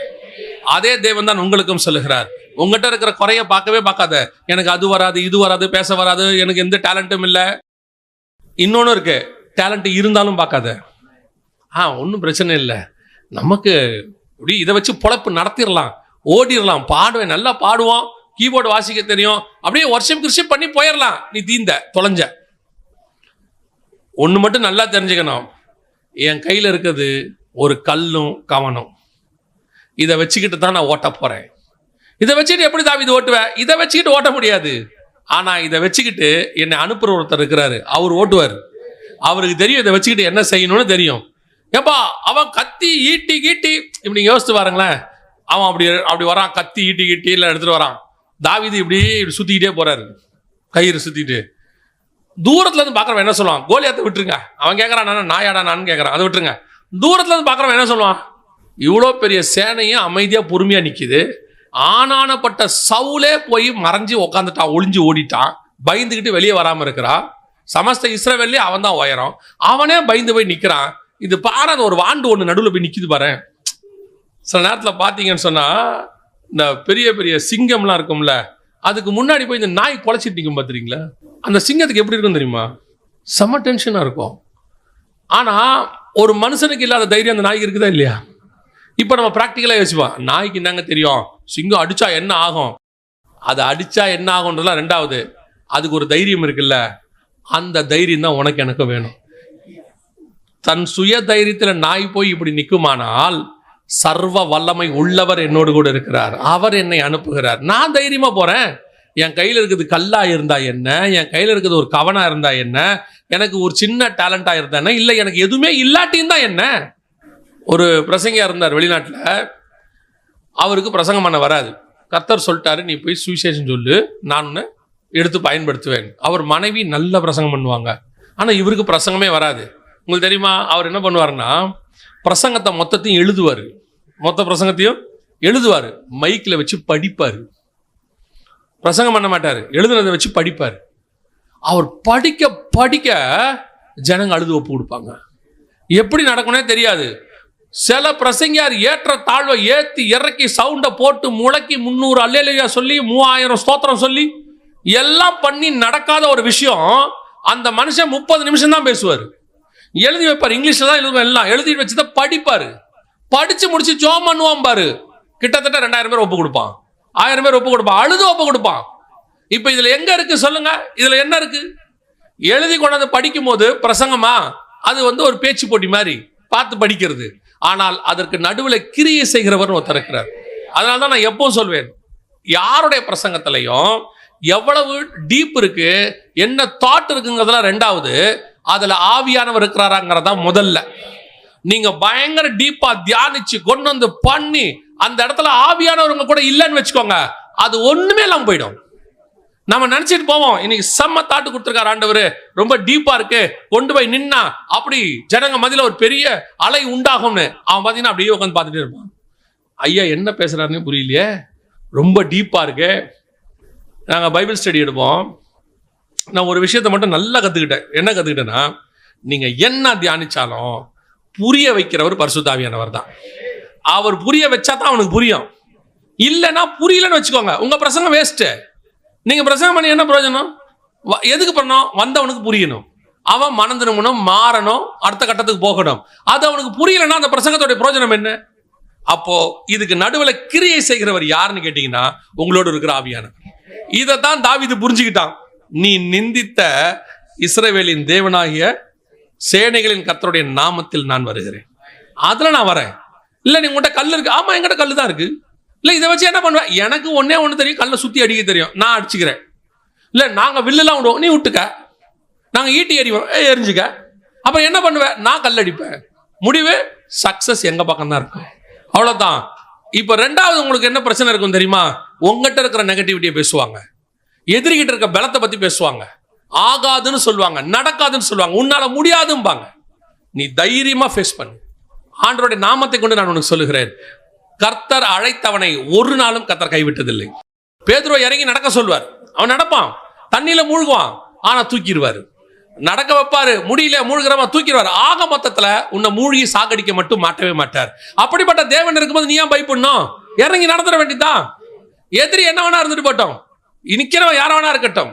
சில நேரங்களில் கொண்டு போயிட்டு ஒரு நாள் ஒரு ஆண்டவர் என்ன பண்ணிவிட்டாரு, ஒரு பெரிய பாஸ்டர்ஸோட, அதாவது ஒரு பைபிள் காலேஜ் பாஸ்டர்ஸ் மாதிரி கொண்டு போய் நிறுத்தி விட்டார்.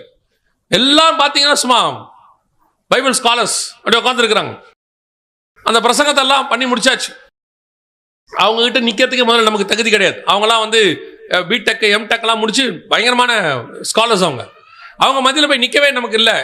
அவங்கள நம்ம இன்ட்ரோடியூஸ் பண்ணும்போது சொல்றாங்க, அவர் எஸ்கட்டாலஜி அப்படின்னா என்னன்னு கேட்டா, எஸ்கட்டாலஜினா என்ன? அதான் வெளிப்படுத்தின விசேஷம். ஓ அதானா? அப்பதான் நமக்கே தெரியுது. Okay right.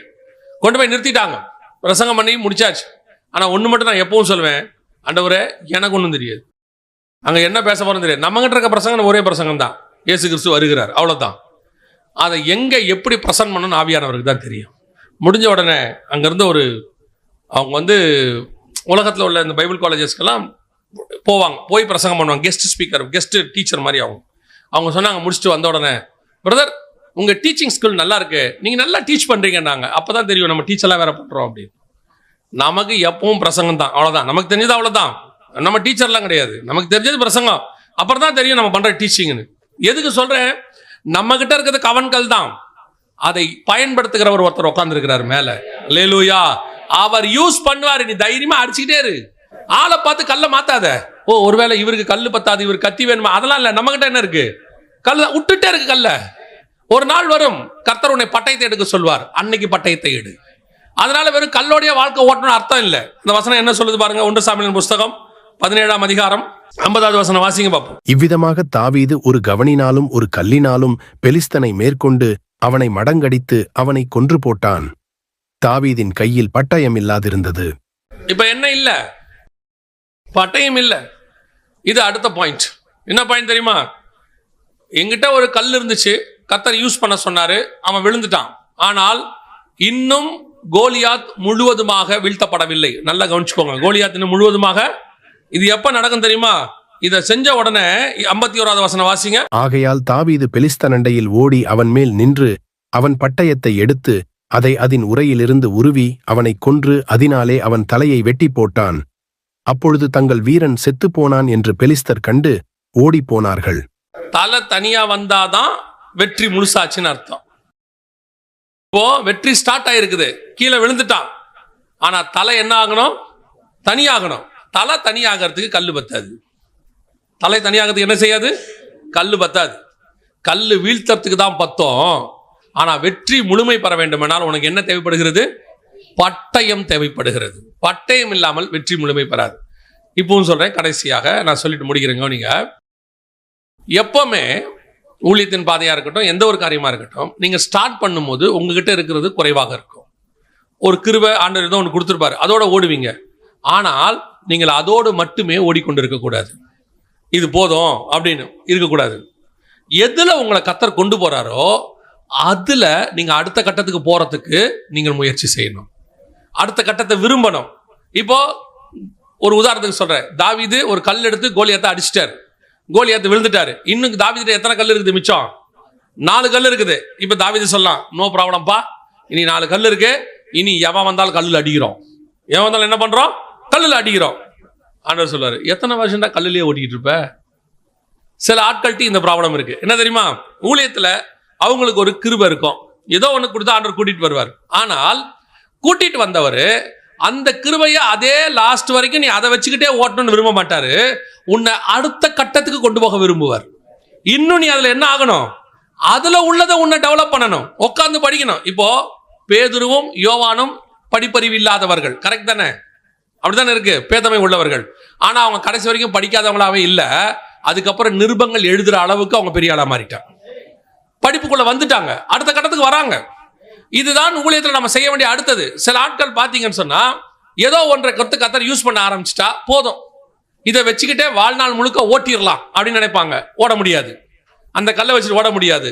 பரிசுத்தம் உள்ளவன் இன்னும் பரிசுத்தமாகட்டும், நீதி செய்கிறவன் மகிமையின் மேல் மகிமை அடைந்து அடுத்த லெவலுக்கு போயிட்டே இருக்கணும்.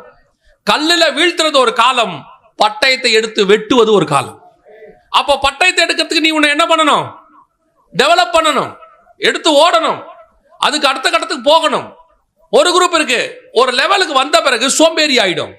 ஒரு லெவலுக்கு வந்த பிறகு சாட்டிஸ்ஃபேக்ஷன், போதும் வந்துட்டோம், இது வரைக்கும் ஓகே, நல்லபடியா போயிட்டு இருக்குது, இதே இப்படியே இருக்கட்டும், அப்படியே ஆண்டவர் வர வரைக்கும் இப்படியே ஓட்டிடுவோம். ஆண்டவர் சொல்வாரு, அப்படின்னா நீ ஏலி மாதிரி ஆளு உட்காந்துட்ட, நீ அதுக்கப்புறம் யூஸ் ஆக மாட்டேன். நல்ல போராட்டத்தை ஓட்டத்தை ஓடிட்டே இருக்கணும், ஓடிட்டே இருக்கணும். ஓடு ஓடு ஓடு ஓடு, ஃபைனல் ஸ்டேஜ் வரைக்கும் ஓடு. அந்த இடத்துக்கு என்ன தேவையோ அதை கையில எடு. அந்த இடத்துல கல் இருக்கிற இடத்துக்கு கல் எடு. அடுத்து உனக்கு என்ன தேவைப்படுது? இப்ப பாருங்க, இந்த ஊழியத்தை தொடங்கும் போது எனக்கு ஒரு ஊழியக்காரர் சொல்லி கொடுத்தது, நான் அப்புறம் உங்களுக்கு சொல்றேன். அதை வேணா அதையும் உங்களுக்கு முன்னாடி சொல்றேனே. இந்த ஊழியத்தை தொடங்கும் போது எவிடன்சஸ் எல்லாம் கர்த்தர் வந்து எங்களுக்கு கொடுக்குறாரு. இந்த மாதிரி காரணம் நடக்குது உலகத்துல, நீங்க பாக்குறீங்களே சாயங்காலத்துல, அதை காட்டுறாரு. ஆரம்பத்தில் எங்கிட்ட லேப்டாப்பும் கிடையாது, இந்த மாதிரி ப்ரொஜெக்டர் கிடையாது, எதுவுமே கிடையாது. அப்போ நாங்கள் என்ன பண்ணுவோம்னா, அந்த டைரியில் எல்லாத்தையும் எழுதி, அந்த அன்னைக்கு வந்து பேப்பர் கட்டிங்கை வெட்டி டைரியில் பின் பண்ணி அந்த இடத்துல அந்த டேட்டை போட்டு வச்சிருப்பேன். இந்த நாளில் இந்த பேப்பரில் இது வந்தது அப்படின்னு அந்த பேப்பர் கட்டிங்கும் இருக்கும். அந்த ஏன்னா முழு பேப்பரையும் வைக்க முடியாது, ஸோ அந்த நியூஸை மட்டும் கட் பண்ணி வச்சிருப்பேன், அந்த டேட்டோட வச்சிருப்பேன். யாராவது கேட்டாங்கன்னா போய் கன்னிமரா லைப்ரரி இருக்கு, அங்கே போய் பார்த்துக்கோங்க, இந்த பேப்பரில் இருக்குன்னு சொல்லிடுவேன். ப்ரூஃபோட வச்சிருப்பேன். எங்கே போனாலும் டைரி தான் எடுத்து காட்டுவேன். ஒரு இடம் வருது, ஒரு வருஷம் 2 வருஷம் ஆகுது ஊழியத்தின் பாதையில் வரும்போது ஒரு ஆலோசனை ஒரு தம்பி கொடுக்குறான். அண்ணே, இப்படியே எத்தனை நாளைக்கு டைரி தூக்கிட்டு போவீங்க? எத்தனை டைரி தூக்கிட்டு போவீங்க? அண்ணா, இப்போ லேப்டாப் இருக்குண்ணே, வந்திருக்குண்ணே, லேப்டாப்பில் நம்ம எல்லாத்தையும் ஸ்டோர் பண்ணலாம். நான் சொல்றது 2005 சொல்றேன். அன்னைக்கு லேப்டாப்புடைய விலைலாம் 1 லட்ச ரூபா கிட்ட இருந்துச்சு. 80,000 85,000 ரூபா ஒரு லேப்டாப்புடைய விலை. அண்ணே வாங்கினேன் நான். அன்னைக்கு நமக்கு ஆஃபரிங்க 200 300 ரூபா கொடுக்குற காலம். நம்மகிட்ட போய் எங்கே வரும்? சரி தம்பி, லேப்டாப் போடலாம். இந்த லேப்டாப்பை எதில் கனெக்ட் பண்ணுவேன்னு கேட்டா உங்களுக்கு தெரியும்னு நினைக்கிறேன். 2010 வரைக்கும் மேக்சிமம் எந்த சர்ச்சிலையுமே ப்ரொஜெக்டர் கிடையாது. எல்லார்கிட்டையுமே ஓஹெச்பின்னு ஒன்று இருக்கும், ஓவர் ஹெட் ப்ரொஜெக்டர்னு வச்சுருப்பாங்க. அதில் எப்படி இருக்குன்னு கேட்டிங்கன்னா, பாட்டு மட்டும் அப்படி பிளாஸ்டிக் பேப்பரில் வச்சு பாட்டு போடுவாங்க. அது செவுத்துல தெரியும். வெறும் பாட்டு தான் போட முடியாது, அதில் வேறு எதுவுமே போட முடியாது. பிளாஸ்டிக் பேப்பரில் பேப்பர் எழுதி பாட்டு எழுதிருக்கும், அதை வச்சு போடுவாங்க. அந்த இடத்துல அந்த தம்பி சொல்கிறான், அண்ணே நம்ம ஒரு ப்ரொஜெக்டரும் ஒரு லேப்டாப்பும் வாங்கிட்டோம்னானே நம்ம வந்து என்ன பண்ணலாம், போகிற சர்ச்சுக்கெல்லாம் போடலானே அப்படின்னு. எவ்வளோடா ஆகும் அப்படின்னா, அன்னைக்கு உள்ள கணக்குக்கு 1.5 லட்சம் ரூபாய். அன்னைக்கு உள்ள கணக்குக்கு 1.5 லட்சம் ரூபா. அப்புறம் ஒருத்தன் சொல்கிறான், அண்ணே இது போய் கடையில் வாங்கினா தானே, இந்த கஸ்டம்ஸ் எல்லாம் கொடுக்குறாங்கண்ணே, அங்கெல்லாம் வாங்கினா கொஞ்சம் சீப்பாக இருக்கணும், இப்படி என்னென்னமோ சஜஷன்லாம் சொல்கிறானுங்க. இப்போ நான் என்ன யோசிக்கணும், எனக்கே 200-300 தான் இல்லை 500 தான் மேக்ஸிமம் எனக்கு வரும். 3 நாள் மீட்டிங் போனால் 800 தருவாங்க. நான் சொல்றது நடந்தது சொல்றேன். 800 தருவாங்க. அந்த காலகட்டத்தில் ப்ரொஜெக்டர் வாங்கணும், லேப்டாப் வாங்கணும்னா என்ன செய்ய முடியும்? அப்போதான் ஆவியானவர் சொல்றாரு, வாங்கு ஜெபம் பண்ணு அப்படிங்கிறார். சரி, ஜெபம் பண்ண ஆரம்பிக்கிறோம். அதிசய விதமாக 3 வாரத்தில் கர்த்தர் ப்ரொஜெக்டரையும் லேப்டாப்பையும் கொடுத்தார், கடன் இல்லாம கர்த்தர் கொடுத்தாரு. இப்போ நமக்கு ப்ரொஜெக்டரும் ஆப்ரேட் பண்ண தெரியாது, லேப்டாப்பும் ஆப்ரேட் பண்ண தெரியாது, நமக்கு எதுவுமே தெரியாது. அந்த தம்பி ஒரு இடத்துல ஒர்க் பண்றான். அவன் என்ன பண்றான், ஆனால் நான் உங்க கூட வரேன்னு வீக்கெண்ட்ஸில் வெள்ளி சனி ஞாயிறு வரேன், லீவ் போட்டு வரேன்னு ஒரு 2 மாசம் வரான். ஒவ்வொரு வீக்கெண்டும் லீவ் போட்டு வரான் என் கூட அவன். ஆனால் அவனுக்கும் லீவ் கிடைக்கணுமே. ஆனால் ஒன்று, ஆவியானவரை கற்றுக்கிறதுக்கு வழி பண்ணி கொடுத்தார். பவர் பாயிண்ட் எப்படி ரெடி பண்ணணும், எப்படி ப்ரொஜெக்டர் ஆப்ரேட் பண்ணணும். திடீர்னு ப்ரொஜெக்டர் சம்மந்தமே இல்லாமல் ஆஃப் ஆகிடும். அது லோ வோல்டேஜில் ஆஃப் ஆச்சுன்னு எனக்கு தெரியாது. நான் ப்ரொஜெக்டர் ரிப்பேர் ஆயிடுச்சுன்னு நினச்சிப்பேன். மீட்டிங்லேருந்து ப்ரொஜெக்டருக்காரருக்கு ஃபோன் அடிப்பேன், என்ன ப்ரொஜெக்டர் கொடுத்துக்கிறீங்க, ரிப்பேர் ஆன பழைய ப்ரொஜெக்டர் கொடுத்துட்டீங்க, ஓட மாட்டேங்குது. அவர் பாஸ்டர் புது ப்ரொஜெக்டர் தான் பிரதர், அது ஓடும் பிரதர். திருப்பி மறுநாள் காலையில் போட்டால் ஓடும். அது லோ வோல்டேஜில் ஆகுதுங்கிறத கண்டுபிடிக்கிறதுக்கு எனக்கு 2 வாரம் ஆச்சு. வெறுப்பா இருக்கும், ஒண்ணுமே தெரியாது. ஆனால் ஆண்டவர் சொன்னார், போ ஓடு, இதுதான் மினிஸ்ட்ரி, இதில் தான் போனோம். அதுக்கப்புறம் ப்ரொஜெக்டர் கொண்டு போவோம், லேப்டாப் கொண்டு போவோம், போகிற இடங்கள்லாம் கொண்டு போவோம். ஒரு சர்ச்சிலையும் இருக்காது. அவங்களுக்கு இதை போடுறதோட இம்பார்ட்டன்ஸும் தெரியாது வேற அவங்களுக்கு. நம்ம சொன்னா அவங்க கொண்டு போய் டிசி கரண்ட்ல கொடுத்துருவாங்க. அப்படியே ப்ரொஜெக்டர்ல இருந்து புகையா வரும், வேற ப்ரொஜெக்டர் வாங்குற மாதிரி இருக்கும். இதெல்லாம் நடந்துச்சு. என்னன்னு ஆனா ஆண்டவர் சொல்றாரு, நீ போன்றாரு. அடுத்த கட்டத்துக்கு போகிறோம். வெறும் கல்லு பத்தாது தம்பி, பட்டயத்தையும் கையில் எடுக்கணும். அடுத்து இது வரைக்கும் இந்த 20 வருஷத்துல மட்டும் கிட்டத்தட்ட ஒரு 7-8 ப்ரொஜெக்டர் மேலே மாற்றிட்டோம். 2 வருஷத்துக்கு மேலே 3 வருஷத்துக்கு ப்ரொஜெக்டர் மாற்றிடுவோம்.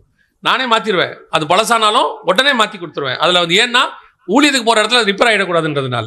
இப்படி போக போக அப்போதான் ஆண்டவர் யூடியூப் பற்றி சொல்லிக் கொடுக்குறாரு. அது ஒரு ஊழியக்கார வழியாக. எதுக்கு பாஸ்டர் நமக்கெல்லாம் சொல்லலாம் இல்லை, ஆண்டவர் சொல்றார் அதில் போ. இன்னைக்கு அந்த யூடியூப் வழியாக தான் ஆண்டவர் ஊழியத்தை இந்த அளவு கொண்டு வந்திருக்கிறார். அடுத்த கட்டத்துக்கு பட்டயத்தை கையில் எடுக்கணும். போதுன்ற இடத்துல நீ சாட்டிஸ்ஃபை ஆகக்கூடாது. எப்போ வரைக்கும் தெரியுமா? நீ இந்த உலகத்தை விட்டு பரலோகத்துக்கு போகிற வரைக்கும் அடுத்த கட்டத்துக்கு போகணும். 2 காரியத்தை 2 மனுஷங்க வழியா கர்த்தர் எனக்கு சொல்லி கொடுத்தாரு. இது யாரோ நீங்க யங்ஸ்டர்ஸ் ஊழியத்துக்கு வர்றவங்களுக்கு நீங்க எடுக்கிறேன்னு நினைக்கிறேன். ஆண்டவர் ஏதோ சொல்லி கொடுக்குறாரு. 2 பேர் ஒரு போறதுக்காரு விதமா ஒரு டீச்சர், அவங்க இவ்விதமா பிரசங்கத்தை பண்ணாங்க. அவங்க அந்த பிரசங்கத்துல கேட்கறாங்க, இன்னைக்கு உள்ள மீடியாவை இன்னைக்கு பவுல் ஊழியம் பண்ணா மீடியாவை யூஸ் பண்ணுவாரா மாட்டாரா? இன்னைக்கு இருக்குல்ல மீடியா இருக்குல்ல, மீடியானா இந்த யூடியூப் இதெல்லாம் இருக்குல்ல, இதை பவுல் யூஸ் பண்ணுவாரா மாட்டாரா? யூஸ் பண்ணி சுவிசேஷம் சொல்லுவாரா மாட்டாரா? கண்டிப்பா சொல்லுவார். அவரை பொறுத்த வரைக்கும் கிறிஸ்து எவ்விதத்திலும் பிரசங்கிக்கப்பட்டால் சரி, கிறிஸ்து போனோம். அந்த ஆள் என்னென்ன மெத்தட் இருக்குன்னு பார்க்குறான். கிரீக் உள்ளவங்களுக்கு கிரீக்ல பேசுறான், எபிரேயக்காரங்களுக்கு எபிரேயில பேசுறான், எழுத வேண்டியவங்களுக்கு எழுதுறான். என்னென்ன பண்ணணும், அவனை பொறுத்த வரைக்கும் சுவிசேஷம் போகணும். இது ஒரு பார்ட். நீ கல்லுல இருந்து பட்டயத்துக்கு வரல, ஒரு நாள் நீ காணாம போயிடுவ. கல்லு கடைசி வரைக்கும் யூஸ் ஆகாது, பட்டயம் தான் யூஸ் ஆகும். அடுத்த பட்டயத்துக்கு போகணும். இப்ப தாவீது பட்டயத்தை கையில் எடுத்தான். அதுக்கு அடுத்து என்ன வருது? யுத்தம் வருது. யுத்தத்துக்கு போகும்போது கல்லோட போல, எதோட போனான்? பட்டயத்தோட போனான். அதான் ரொம்ப இம்பார்ட்டன்ட். ஆனால் நீ பட்டயத்தோட போனாலும் சரி, கல்லோட போனாலும் சரி, ஜெயமோ கர்த்தரால் வரும். அதான் இங்க இம்பார்ட்டன்ட். நான் பட்டயத்தை கையில வச்சுட்டேன், டெக்னாலஜி இருக்கு, மீடியா இருக்கு, யூடியூப்ல இவ்வளவு ஃபாலோவர்ஸ் இருக்காங்க, அதெல்லாம் இல்ல. நீ பேசுவதில் உள்ள அபிஷேகம் என்பது கர்த்தர் கொடுக்கிறது. நீ சபையில பேசினாலும் சரி, யூடியூப்ல பேசினாலும் சரி, அல்லது போயிட்டு வாட்ஸ்அப்ல பேச எதுல பேசினாலும் சரி, உனக்குள்ளது அபிஷேகம் என்பது கர்த்தர் கொடுக்கிறது. ஆனா ஒண்ணு நீ என்ன பண்ணிக்கணும்? ஓடி செல்லணும், அடுத்ததுக்கு போகணும். அப்டேஷனுக்கு போறேன்ட்டு ஆவிக்குரிய வாழ்க்கையை விட்டுறக்கூடாது. இது இன்னொரு பிரச்சனை இருக்குது. இங்க அப்டேட் ஆகணும். அந்த அப்டேஷன் கர்த்தருக்குள்ள இருந்து ஆகணும். எதை செய்தாலும் கர்த்தருக்குள்ள இருந்து, கர்த்தருக்கு வெளியே கிடையாது. நீ எல்லாவற்றையும் செய்ய கர்த்தர் உன்னை அனுமதி கொடுக்கிறார். எல்லாவற்றையும் செய்ய எனக்கு அதிகாரம் உண்டு, எல்லாமும் எனக்கு தகுதியாகிறாது. எது தகுதின்னு பார்க்கணும். இதை யூஸ் பண்ணலாமா வேண்டாமா, இதை பண்ணலாமா வேணாமா, இது நமக்கு யூஸ் ஆகுமா? எல்லா டெக்னாலஜியும் மினிஸ்ட்ரிக்கு யூஸ் ஆகாது. சிலது இருக்கு. இப்போ ஆரம்பத்தில் நாங்க ஆண்டவருக்குள்ள உட்காந்து வளருகிற காலத்துல எங்களுக்கு வந்து இந்த மாதிரி டீச்சிங்லாம் எடுப்பாங்க. எடுக்கிறவங்க என்ன சொல்லிட்டாங்கன்னா, கம்ப்யூட்டர் 666 நீ அதை யூஸ் பண்ணக்கூடாது, அது பிசாசு, வீட்டுக்குள்ள டிவி இருக்கக்கூடாதுலாம் சொல்லிட்டாங்க. நாங்கள் டிவியும் போல, நான் கம்ப்யூட்டரும் படிக்கல. எங்க வீட்டில் சொல்லும் போது நான் கம்ப்யூட்டர் படிக்க மாட்டேன்ட்டேன். ஐயோ அது பிசாசு அப்படின்ட்டேன். இன்னைக்கு பார்த்தா கம்ப்யூட்டர் இல்லாத ஊழியக்காரனே இல்லை. எல்லா ஊழியக்காரத்தையும் என்ன இருக்குது? கம்ப்யூட்டர் இருக்குது. சொன்னவரே கம்ப்யூட்டர் வச்சிருக்காரு. இப்ப அன்னைக்கு ஒரு 20 வருஷம் முன்னாடி ஒரு பிரசங்கம் பண்ணார், அவரே கம்ப்யூட்டர் வச்சிருக்காரு. இப்ப எப்படி அவர்கிட்ட போய் நான் கேட்க முடியுமா? சார் நீங்க 20 வருஷத்துக்கு முன்னாடி பண்ணீங்க, உங்களால நான் கம்ப்யூட்டர் படிக்காம போயிட்டு நான் சொல்ல முடியும்? நம்மள மாத்திக்க வேண்டியதுதான். அப்போ எதை செய்யணும் எதை செய்யக்கூடாதுன்னு இருக்கு, எதை யூஸ் பண்ணணும் எதை யூஸ் பண்ணக்கூடாது இருக்கு. அது கோலியாத்தின் பட்டயம் தான். இப்பவும் சொல்றேன், இந்த உலகத்தில் உள்ள டெக்னாலஜி என்பது பிசாசு கையில் உள்ள பட்டயம் மாதிரி தான். அதை எடுத்து பிசாசின் தலையத்தான் வெட்ட வேண்டுமே ஒழிய அதை ஒரு நாளை எடுத்து ஆவிக்குரியவன் தலையை வெட்டக்கூடாது. நாம் அதை யூஸ் பண்ணணும். இன்னைக்கு நிறைய விஷயங்கள் இருக்கு, ஆனா சிலது நமக்கு தேவையில்லாததாக இருக்கும். இப்போ என் பாட்டு அபிஷேகமா இருக்கணுமா, நல்லா அழகா இருக்கணுமா? ஆவியோடும் உண்மையோடும் தான் ஆராதிக்கணும். அழகோடுன்னு ஆண்டவர் சொல்லல. அழகு இல்லாத குரலை அபிஷேகமா இருந்துச்சுன்னா போதும், அதுல 10 பேர் ரசிக்கப்பட்டுருவான். நீ அழகான குரலா இருந்து அபிஷேகம் இல்லைன்னா அது வெறும் என்டர்டைன்மெண்ட். அப்ப இந்த இடத்துல எதை நீ இம்பார்ட்டன்ஸ் கொடுக்கணும்? நான் அடுத்த கட்டத்துக்கு போகணும், ஆனால் அடுத்த கட்டத்துல என் கையில் இருக்குது கோலியாத்தின் பட்டயமான்னு பார்க்கணும். என் கையில உள்ளது பட்டயமா? நான் மாறனா? கல்லுல இருந்து எங்க மாறணும்? பட்டயத்துக்கு மாறணும். மாறி வரும்போது உனக்கு ஒண்ணு மட்டும் நீ மறந்துடக்கூடாது கடைசி வரைக்கும். இந்த வசனத்தை வாசிங்க, நான் முடிக்கிறேன். 1 சாமுவேல் புஸ்தகம் 17ஆம் அதிகாரம் 47வது வசனம் வாசி முடிக்கலாம். கர்த்தர் பட்டயத்தினாலும் ஈட்டியினாலும் ரட்சிக்கிறவர் அல்ல என்று. இப்ப என் கையில பட்டயம் இருக்கு, நான் எடுத்து தலையை வெட்டிடுவேன், கோலியாத் வீழ்ந்துருவான், அதை மினிஸ்ட்ரியில யூஸ் பண்ணுவேன், நிறைய பேர் ரட்சிக்கப்படுவாங்க, எல்லாம் ஓகே தான், எனக்கு மாற்றுக்கிறதே கிடையாது. ஆனால் கர்த்தர் பட்டயத்தினாலும் ஈட்டினாலும் ரட்சிக்கிறவர் அல்ல. இந்த ஜனக்கூட்டங்கள் எல்லாம் அறிந்து கொள்ளும், யுத்தம் கர்த்தருடையது, யுத்தம் கர்த்தருடையது, ஜெயமோ கர்த்தரால் வரும்.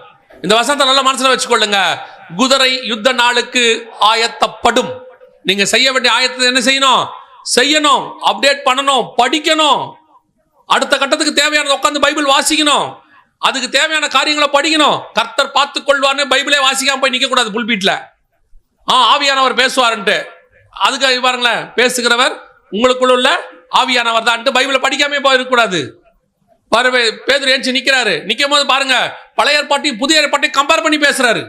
யோவேல் புஸ்தகத்தில் சொன்னது இப்பொழுது நிறைவேறுகிறதுங்கிறாரு. படிப்பறிவு இல்லாதவர், பேதமைன்னு சொல்லப்படுறவர், ஆனால் அவர் இயேசுவோட இருக்கும்போது படிக்க தொடங்கி விட்டார். அவ்வளவுதான். அவருக்கு உலக படிப்பு இல்ல, ஆவிக்குரிய படிப்பு இருக்குது. என்ன செய்யக்கூடாது? கிருபை இருக்கு, அபிஷேகம் இருக்கு, நம்ம பாட்டு அப்படியே ஜாலியா போய் நிக்கலாம். இல்ல, பிரிப்பரேஷன் இஸ் வெரி இம்பார்ட்டன்ட். ஒரு பரிசுத்தவான் சொன்னாரு, 1 மணி நேரம் பிரசங்கம் பண்றியா, 2 மணி நேரம் ஜெபம் பண்ணணும். 1 மணி நேரம் பிரசங்கத்துக்கு 2 மணி நேரம் ஜெபம் பண்ணணும். ஆனா இன்னொரு பிரசங்கம் அவர் சொன்னாரு, அது இன்னும் என்னால் செய்ய முடியல. அவர் சொன்னாரு 1 மணி நேரம் பிரசங்கத்துக்கு 6 மணி நேரம் ஜெபம் பண்ணணும்னாரு. எங்க சர்ச்சுக்கு ஒரு பிரசங்கியார் வருவார், நல்ல டீச்சர், அருமையான பைபிள் டீச்சர், அவ்வளோ டீப்பா மனுஷன் செய்தி கொடுப்பாரு. ஆனா பிரசங்கத்தை உட்கார்ந்து இருப்பாரு, திடீர்னு எங்க பாஸ்டர் கிட்ட சொல்லிடுவாரு, உங்க பிரேயர் எங்க இருக்கு அப்படின்னு கேட்பாரு. எங்க பாஸ்டர் சொல்லுவாரு, இங்கதான் இருக்கு, நான் அங்க ஜெபம் பண்ணிட்டு இருக்கிறேன், செய்தி நேரத்தில் கூப்பிடுங்கிட்டு உள்ள போய் கவிசாதிப்பாரு. அவர் சொல்வாரு, எவ்வளவுக்கு எவ்வளவு ஜெபிக்கிறோமோ அவ்வளவுக்கு அவ்வளவு ஆவியானவர் கிரியை செய்வார். இந்த ஆயத்தம் very important. Preparation is very important. நீங்கள் ஆயத்தப்பட வேண்டியது முக்கியம். உன் கையில கல்லா இருக்கட்டும், பட்டயமா இருக்கட்டும், கல்லுல இருந்து பட்டயத்துக்கு மாறணும், அடுத்த கட்டத்துக்கு போகணும், நல்லா படிக்கணும், அப்கிரேட் பண்ணணும் போய். ஏன்னா இது அறிவு பெருக்கத்தின் காலம். ஆனா அறிவு பெருக்கத்தின் காலத்துல நீங்க ஒருத்தங்க கூட உட்காந்து பேசணும்னா ஆவியானவருடைய துணை இல்லாம பேசவே முடியாது. ஆனா அதுக்குன்னு உங்களுடைய ப்ரிப்பரேஷன் ஆவியானவர் என்ன செய்யறாரு? எதிர்பார்க்கிறார். நீங்களும் ஏதாவது உட்காந்து படிக்கணும், ஜெபம் பண்ணணும், எல்லாம் செய்யணும். சில ஆட்கள்லாம் ஒண்ணுமே செய்யாது, அப்படியே வந்துட்டு கர்த்தர் பார்த்துக் கொள்வார். கர்த்தர் பார்த்துக் கொள்வார். நீங்க எதுக்கு? அதான் வானத்துல இருந்து அவரே பேசிடுவாரு, இதோ என் நேசகுமாரன் ஒரே சவுண்டு போட்டுருவாரு. அதுக்கு நீங்களாம் எதுக்கப்புறம் நம்மளை வச்சிருக்கிறாரு? நம்ம ப்ரிப்பரேஷன் இஸ் வெரி இம்பார்ட்டன்ட். கர்த்தர் பார்த்துக் கொள்வார். நீங்க சாப்பிடாம இருப்பீங்களா? கர்த்தர் பார்த்துக் கொள்வார். நானே தேவனுடைய ஆலயமாய் இருக்கிறேன், ஆலயத்தை கர்த்தர் பார்த்துக் கொள்வார். அவரே பெயிண்ட் பண்ணுவார், அவரே கரண்ட் போட்டுப்பார். அதனால நான் சாப்பிடாமே இருப்பீங்களா? உங்க உடம்புக்கு தேவையானதை நீங்க சாப்பிட்ற மாதிரி உங்க ஊழியத்துக்கு தேவையான வளர்ச்சியை தேவையான அளவு நீங்களும் யூஸ் பண்ண வேண்டியிருக்கு. நீங்க படிக்க வேண்டியதை படிக்கணும், நீங்க செய்ய வேண்டியதை செய்யணும். ஆனால் ஜெயமோ கர்த்தரால் வரும். நான் அதை சார்ந்து கொள்ள மாட்டேன், இதை நம்பி இருக்க மாட்டேன். நான் செய்ய வேண்டியதை செய்வேன், ஆனா ஜெயம் கர்த்தரால் வரும். கர்த்தர் ஈட்டினாலும் பட்டயத்தினாலும் அல்ல, கர்த்தர் ரட்சிக்கிறவர் அல்ல, கர்த்தர் யுத்தம் கர்த்தருடையது. அல்லேலூயா. நல்லா கவனிச்சு பாருங்க. தாவீது முதலாவதாக ப்ரீ பிளான்ட், அபிஷேகம் பெற்று கர்த்தருடைய திட்டத்தோடு இருக்கிற மனுஷன். அதான் நீங்களும் நானும். ரெண்டாவது, கர்த்தர் உன்னை கொண்டு போய் நிறுத்தும் போது உனக்கு எதிர்ப்பு முதலாவது உன் சொந்த பகுதியிலிருந்து தான் உருவாகும். உன்னை டிஸ்கரேஜ் பண்ணுவாங்க, நடக்காதுன்னு சொல்லுவாங்க, உன்னை எவ்வளோக்கு எவ்வளோ மட்டம் தட்ட முடியுமோ தட்டுவாங்க, உன்னை எவ்வளோக்கு எவ்வளோ கீழே தள்ளணுமோ தள்ளுவாங்க. எந்திரிச்சு ஓடிட்டே இரு. ஏன்னா உன்னை அழைச்சது அவங்க இல்ல, கர்த்தர். ரெண்டாவது, அதை தாண்டி ஓடும் பொழுது உங்ககிட்ட இருக்கிற பலகீனம், எதிரிகிட்ட இருக்கிற பலன், இதை கொண்டு உன்னை பயமுறுத்துவாங்க. எப்படி செய்ய போற? இது ரொம்ப பெரிய சர்ச்சுப்பா, இதை உன்னால் நடத்த முடியுமா அப்படின்லாம் கேட்பாங்க. இது பெரிய ஊழியம், உன்னால் செய்ய முடியுமா? அவரு இந்த ஊழியத்தை அவர் பண்ணாரு, அவர் எவ்வளவு படிச்சவரு, நீ போய் பண்றாங்கறிய, உனக்கு படிப்பே இல்லையே. உண்மைதான், உண்மைதான். என்ன செய்ய சொல்றீங்க? அழைப்பு கர்த்தருடையது, கொடுத்துட்டாரு. ஆனால் எனக்கு ஒண்ணு மட்டும் தெரியும், என்னை அழைக்கிறவர் உண்மை உள்ளவர். நான் என் பலகீனத்தையும் பார்க்கல, எதிரியுடைய பலத்தையும் பார்க்கல, என் கூட இருக்கிற தேவனை நான் பார்க்கிறேன். கடைசியாய் என் கையில இருக்கிற அந்த கல்லும் கவனும் ஒரு சின்ன விஷயம்தான், அது யூஸ் ஆகும். ஆரம்பத்தில் அதுதான் கர்த்தர் யூஸ் பண்ணாரு, அதை கொண்டுதான் கர்த்தர் கோலியத்தை வீழ்த்தினார். ஆனால் அது மட்டும் பத்தாது, கர்த்தர் பட்டயத்தையும் எதிர்பார்க்கிறார். நீ அடுத்த கட்டத்துக்கு போக வேண்டும் என்று விரும்புகிறார். வேத வாசிக்கிறதா இருக்கட்டும், அல்லது உனக்கு ஒரு டேலண்டா இருக்குதா? நீங்க பாருங்க, நல்ல டென்னிஸ் விளையாடுறவங்க கப்பெல்லாம் ஜெயிச்சிருவாங்க, இல்ல நல்ல ரன்னிங் ஓடுறவங்க ஜெயிச்சிருவாங்க. அவங்க ஜெயிச்சிட்டாங்க, அடுத்த மீட்டிங், அடுத்த போட்டி வர வரைக்கும் சும்மா இருக்க மாட்டாங்க. தெரியுமா? என்ன பண்ணிட்டே இருப்பாங்க? பிராக்டிஸ் பண்ணிட்டே இருப்பாங்க. இந்த ஒரு 9.6 9.7 100 மீட்டர் ஓடிடுவாங்க. உசைன் போல்ட் ஆளுங்கெல்லாம் ஓடிடுவாங்க. அவங்க என்ன பண்ணுவாங்கன்னா, இதை விட அடுத்து ரெக்கார்ட் பண்றதுக்கு என்ன செய்வாங்க? ட்ரை பண்ணிட்டே இருப்பாங்க. போன வாட்டி 100 ரன் எடுத்தேன், இந்த வாட்டி 110 ரன் எடுக்கணும்னு கிரிக்கெட்ல யோசிப்பான். அடுத்த லெவலுக்கு போனோம். அதே மாதிரி ஸ்பிரிச்சுவலி நீ சாதனை பண்ணணும்னு நினைக்க வேண்டாம். நான் கர்த்தருக்காக இவ்வளவு தூரம் போனேன், நான் இன்னும் கர்த்தருக்காக போகணும், இன்னும் ஆண்டவருக்கு செய்யணும். இதோட அப்கிரேட் என்ன, இடத்து என்ன பண்ணலாம், என்ன ஆண்டவருக்காக செய்யலாம் அப்படின்னு போயிட்டே இருக்கணும். ஆனால் ஜெயமோ கர்த்தரால் வரும். இவ்வளவும் செஞ்சுட்டு எல்லாம் நான் பண்ணதுனாலதான், நான் மட்டும் ரெடியாக வந்த ஆண்டவர் சொல்வாரு, நீ பண்ணாட்டி பிரச்சனை இல்லப்பா, நான் ஒரு பணத்தை உயிரோடு எழுப்பி எல்லாரையும் நடிச்சுருவேன். ஒரு லாசரை உயிரோடு கூட எழுப்பி கர்த்தர் என்ன பண்ணிடுவாரு? சுத்தி இருந்தவர்கள் விசுவாசிக்கத்தக்கதாக கர்த்தருக்கு ஒரு பணம் போதும், அவர் ஊழியத்தை பண்றதுக்கு ஒரே ஒரு டெட் பாடி போதும், அதை வச்சு பெரிய ஊழியம் பண்ணிடுவார். உன்னை ஜீவனோடு கூட கூப்பிட்டு இருக்கிறாருன்னா அது கர்த்தர் செய்த கிருபை. எனக்கு ஒரு சம்பவம் நினைச்சு சொல்லிட்டு முடிக்கிறேன். டைப் ரைட்டிங் இன்ஸ்டியூட்டுக்கு போயிருந்தேன் 10வது படிக்கும்போது.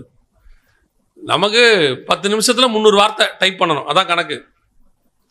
என் கூட இருக்கிறவர் 8 நிமிஷத்துல அடிச்சிருவாரு. சும்மா கை விளையாடும் அவருக்கு, தர தர தர தர அடிச்சுக்கிட்டே இருப்பாரு. முடிச்சுட்டு நம்மளை பார்த்து நக்கலா கேட்பாரு, முடிக்கலையா? நல்லா வேகமாப்பா, என்னப்பா நீ அப்படிம்பாரு. நம்ம 10 நிமிஷத்துல முடிக்கணும். நான் 10 நிமிஷம்னா அந்த பேப்பரை புடுங்குற வரைக்கும் அடிச்சுக்கிட்டு இருப்பேன் உட்காந்து. அவர் வந்து எடு பேப்பர் எடுப்பேன், ஒரு நிமிஷம் அப்படின்னு அடிச்சுக்கிட்டே இருப்போம். அவர் 8லயே முடிச்சுட்டு நம்மளை கிண்டலா பார்த்துக்கிட்டு இருப்பாரு. நம்மளாம் நினைச்சோம், இந்த ஆள் தான் ஃபர்ஸ்ட் வந்துட போறான், நம்ம பாஸ் ஆனா போதும் அப்படின்ட்டு போறோம். பார்த்தா எக்ஸாம் அன்னைக்கு அவரை காணும். எல்லாம் முடிச்சுட்டு அடுத்து கிளாஸுக்கு போறோம். மனுஷன் வராரு, என்னன்னே உங்களை காணும்னு. இல்லப்பா, முந்தின நாள் நைட்டு கதவுல கை மாட்டிக்கிச்சு பாரு, வேலை முடிஞ்சு. குறையா சொல்லல, எப்பவுமே பெருமை பாராட்டக்கூடாது, மேன்மை பாராட்டக்கூடாது. நம்ம ஆண்டவர் எவ்வளவு பெரிய வண்டியை வச்சுக்கிட்டு ஒன்றும் ஆகாதுன்னு போனோம்னா, சின்ன ஆணியை வச்சு மொத்த காத்தையும் உருவிறாரு. வண்டி ஓரமாக தான் நிற்கும். அந்த வண்டி முழுக்க பெட்ரோல் இருக்கும், வண்டிக்குள்ள எல்லாம் இருக்கும், ஆனா வண்டி ஓரமாக தான் நிற்கும். என்னப்பா, காத்து இல்லை, ஓவரா பேசக்கூடாது, அவ்வளோதான், வேலை முடிஞ்சு. அதனால நம்ம கிட்ட என்ன பலன் இருக்குது வேற, ஆயத்தம் என்பது கண்டிப்பாய் அவசியம். ஆனால் ஜெயமோ கர்த்தரால் வரும். அல்லேலூயா. நாம் ஜெபிக்க போகிறோம். ஏந்திரிக்கலாமா நம்ம தேவ சமூகத்துல? Thank you Jesus. நன்றி ஆவியானவரே, உமக்கே மகிமை, உமக்கே மகிமை. கோடான கோடி ஸ்தோத்திரங்கள், துதிகளை எடுக்கிறோம் ஆண்டவரே. அப்பா, எங்களுக்கு கொடுக்கப்பட்ட அழைப்புல நாங்கள் முடிவு பரியந்தம் ஓட, இடையில வருகிற எல்லா தட்டைகளையும் தாண்டி ஓட கிருபை பாராட்டும். கொடுக்கிறவங்க டிஸ்கரேஜ் பண்றாங்க, ஆண்டவரே உன்னால முடியாது, ஆகாது, நீ இந்த காரியத்திற்கு உன்னை பயன்படுத்த முடியாது, அதுக்கெல்லாம் ரொம்ப படிச்சிருக்கணும், அதுக்கெல்லாம் ரொம்ப காரியம் இருக்கணும், திறமை வேணும். அவங்க சொல்றதெல்லாம் உண்மை உலக பிரகாரமா ஆண்டவரே. ஆனா எங்களுக்கு ஒன்று தெரியும், நீங்கள் நிந்திக்கிற தேவனுடைய நாமத்தில் நாங்கள் வருகிறோம். என்னை அனுப்புகிறவர் அவர் அல்லவா? அவர் சொல்றாரு, உன்னை அனுப்புகிறது நான் அல்லவா? நீ போ, என் நாமத்தை கொண்டு போ. உனக்கு கொஞ்சம் பலன் இருந்தும், சமயம் பார்த்து ஆண்டவர் சொல்றாரு, நீ என்னை மறுதலியாமல் இருந்ததுனால்.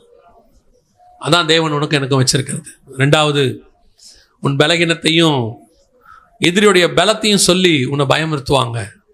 உண்மைதான், அவங்க சொல்றதுல பொய் இல்லை, அவங்க சொல்றது உண்மை. எதிரி பலமான உலகத்தையே ஒரு காலத்தில் அரசாண்ட பிசாசு தான், வானமண்டலத்தின் பொல்லாத சேனை தான், அந்தகாரத்தின் லோகாதிபதி தான். அதில் எந்த மாற்று கருத்தும் இல்லை. ஆனால் ஒன்று மட்டும் நிச்சயம், அவனையே வீழ்த்தி தலையை நசுக்கினவர் ஒருவர் என்னோடு கூட இருக்கிறார். நான் சின்னவன் தான், என் கூட இருக்கிறவர் பெரியவர். உலகத்தில் இருக்கிறவனிலும் என்னில் இருக்கிறவர் பெரியவர். நீ உன் கூட இருக்கிறவரை மட்டும்தான் பார்க்கணும். உங்க பலகீனத்தை பார்க்கக்கூடாது, எதிரியோடைய பலத்தையும் பார்க்கக்கூடாது.